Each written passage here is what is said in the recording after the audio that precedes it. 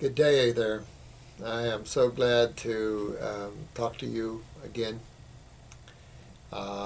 We just shot the video with CW, and I hope you like that. We're going to start putting more testimonials on. You're going to like this one on MS to show you the power that using healthy programs and changing the consciousness to health instead of treating these phantom diseases, the difference that makes in the regeneration of the human body. But I promised I would do a video on spirituality, and I do want to do that, so I want to go on down the line where I kind of left off. I've got a lot of questions that I want to get to, and I probably won't do that till Monday morning. Chris said he still has a question and answer video to get up yet. So please have patience with us, because trying to get all the work done around here and get those up, I wanted him to take you on a little journey around our office here so you could see how small we are, and you would realize that what we accomplish in such a small space.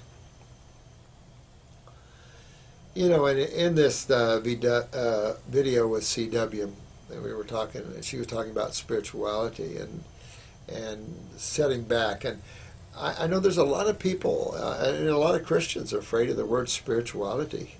A lot of Christians sometimes are fearful of the unknown.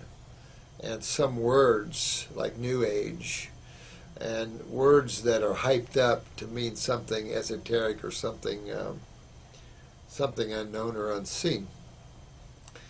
And the word cult has been assigned to a lot of teachings.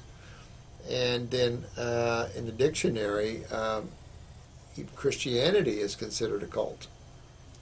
So, you know, I think that the word spirituality really comes to play when an individual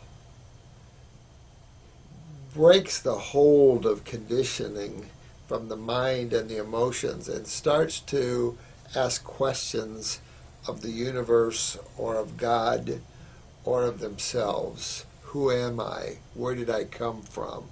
What is reality really? Spirituality is the opening up and understanding that all of us are one. We're all connected. I don't care what color, what race, it doesn't matter. The beauty of creation is individuality. It's the essence of creation.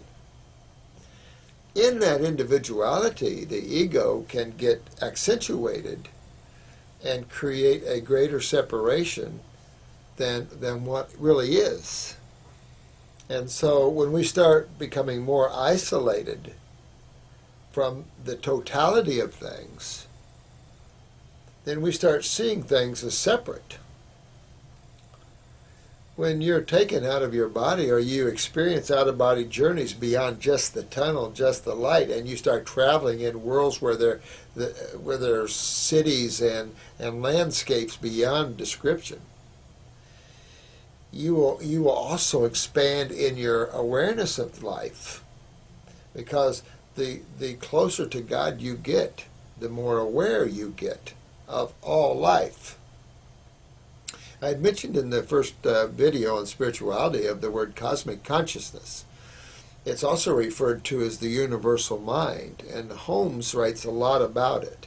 I think the book's The Universal Mind by, I think it was John Holmes, can't remember, it's been a lot of years, talks about the universal mind, or the cosmic consciousness experience. And when I first experienced that, there is that union, the ecstasy and bliss that one has when he sees that all life really is one. And it's hard to see that without lifting yourself up into these higher realms. It's hard to see that down in these lower physical worlds, because we tend to see so much separation. And when we start quieting the mind from thought, then everything becomes one. And things become more in the now. And so now you see a lot more about the now. There's been a long journey to that. when I started studying or interested in out-of-body travels. I can't remember what turned me on to out-of-body travels. It's so many years ago. But I remember I was living in state parks in a camper van, a Volkswagen camper van, and I was sitting around a campfire with a police detective, and this police detective said, well, if you're interested in out-of-body travel, study the Rosicrucians. So I immediately looked up the Rosicrucians, signed up, and they're a great old group, been around for many centuries, I suppose, and they teach you out-of-body travel, but they also teach you to use your mind a little bit. And I did get into mind control for a while, and making others do what I wanted them to do. I only had a short stay in that because it did not fit with who I am and what I recognize in life, because I would never ever want to create karma or interfere in another soul's journey. And I felt it at that time too. But many paths teach you mind control and things like that. There's a lot of levels. It's like school. It's like colleges. Different colleges have different academics, and some are considered better than others, and blah, blah, blah, blah, blah. And there's different livelihoods that you can study here. And it's the same spiritually. You have your channelers, and you have all levels of that. And then one gets much into the mind at first, metaphysics. So I went through a journey where at one time I felt that there was no God. I felt that, it's really just chemistry and physics. It's all just life expanding. And I didn't understand intelligence and consciousness enough at that time. And then I became a Jesus freak. I loved Jesus. I think I saw Jesus Christ Superstar 32 times. But I didn't see Jesus as God. I saw everything as God then. But I loved the teachings of Jesus. And not just in Matthew, Mark, Luke, and John. I think they picked those four Gospels because they were the most restrictive. I think if you look truly in the historic side of Christianity and Jesus, you'll find he was more in the agnostics, more in the Essenes, because I studied the Essenes. And when you and the History Channel has done many a program on the life and times of Jesus, and the agnostics and the 26 Gospels. And when I read the Gospel according to Joseph, which is supposed to be a much more accurate depiction of the actual teachings of Jesus, you begin to see how that is interwoven with all the other teachings on the planet, because there only is one God. So, I've been through a lot of journeys, through a lot of paths. I studied philosophy for a long time, and I studied Nietzsche. Alan Watts was a more modern-day philosopher, but I studied all the philosophers, and I got into all these different levels. But, it's just like in your life. Your journey has brought you to where you are now. I looked at the Radhaswami people. I looked at the different yogas and the Hindus. I looked at the Sufis. I love the Sufis. A lot of great Sufi masters out there, a lot of wisdom there. And we talked about Jalaladdin Rumi, and his master, Shamas Tabriz, extremely powerful master. The Ek masters. There's some paths that, and this was true back in Paul Twitchell's day, which he had studied in Kirpal Singh and the Singh group. And then there's people now that claim Kirpal Singh was a charlatan and all this. You know what? Everybody's a God person that looks to God. There's just different levels. And we in the earlier teachings on this planet, the Vaheguru or the Master was always put up as the doorway to God. And that there was always the student and the teacher, or the master and the Chela. And therefore the master taught the Chela and helped to expand the Chela. And as the student expanded, they graduated from one level to another, like in high school. And each graduation was called an initiation. There was a little 13-year-old or 14-year-old boy that could give the light to people way back in the 70s. And he came to America, and he had claimed to have the power to give the light to people. And then he got mixed up with women and Mercedes-Benz, and pretty soon I think his own group had to get rid of him. You know, it's this sort of thing, you know.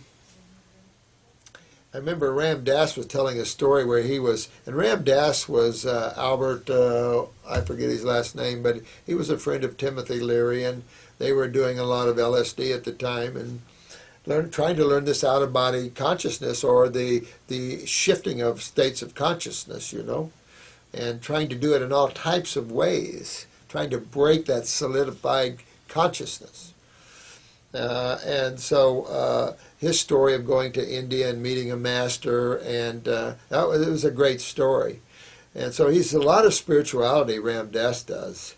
And so he was, I think his story was he was standing in line at an X-rated movie or something one time, and some people had read his book, come up to him, and he didn't know, you know, he was standing in line at an X-rated movie, and the line was moving up, and he didn't know whether to move up or stand and talk to him like he wasn't in the line. I don't know if it was a true story or just the point he was getting across, because there is such a thing as balance. I think now, though, we've learned that the true master is unseen. A true master is not a Vaiguru where he sets himself up as the doorway, like we've set Jesus up as the doorway. Jesus definitely, if you read his teaching, said, no, not me. You will do better things than I. He was, and this is how it should be, in the sense that as souls awaken to their divinity, and you are wakening up to your divinity, you don't have an intermediary. That to me is not part of soul or Satnam consciousness, because when you become aware of yourself as soul, it isn't like there's me, there I am, or I. It just is. There's no separation. There's no points of identification to anything. There's no Master Chila. There's none of that. And yes, you learn how to continue to be more what the Sufis say, God absorbed. So it's understanding what the game is, and what the game of creation is, and who's playing the game. You're not going to know that until you learn how to go beyond your mind, your thoughts, and beyond your emotions, because these are already conditioned states. So to speak, like genetics. You know, they're conditioned, and they're already full of propaganda and half-truths. They don't house the truth in essence, because these are tools that we use to experience life in these different levels, or these different heavens, as Jesus said. There's different realms. You can call them any name you want. There's all these different realms or levels that the Supreme Being has set up in creation. And each one has a body or a sheath or a wrapping around it, so soul or you can experience that level.